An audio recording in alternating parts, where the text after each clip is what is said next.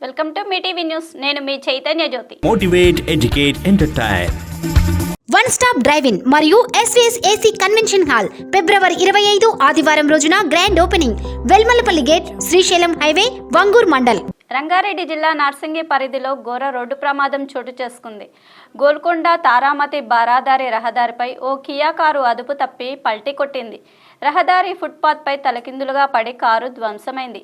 ఈ ఘటనలో కారులో ఉన్న వ్యక్తికి గాయాలయ్యాయి. ఘటనా స్థలానికి చేరుకున్న పోలీసులు వ్యక్తిని ఆసుపత్రికి తరలించారు. కేసు నమోదు చేసి దర్యాప్తు చేస్తున్నారు.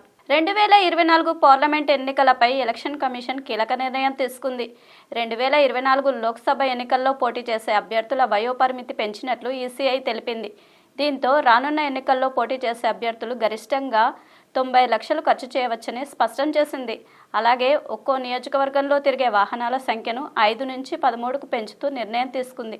జీహెచ్ఎంసీ పరిధి Tarnaka division corporator deputy mayor Mothe Srilatha Shobhan Reddy దంపతులు సీఎం రేవంత్ రెడ్డి, రాష్ట్ర Congress in charge Deepa Das Munshi, deputy CM Bhatti Vikramarka సమక్షంలో ఆదివారం ఉదయం కాంగ్రెస్లో చేరనున్నారు.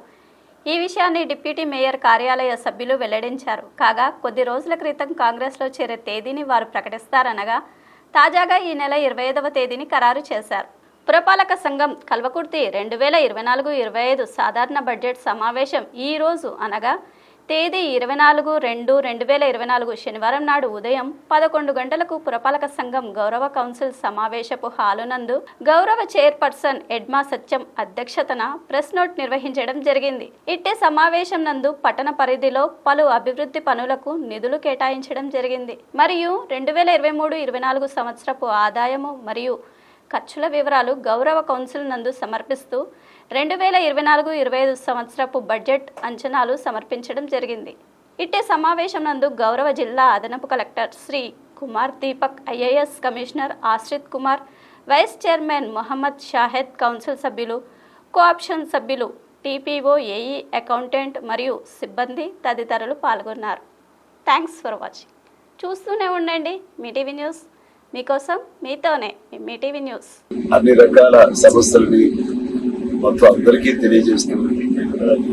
ప్రజల్లో ఒక అవేర్నెస్ తీసుకురావాలి. అన్ని రకాల మీ టీవీ అనేది అందరికి టీవీ లాగా ఉండాలి.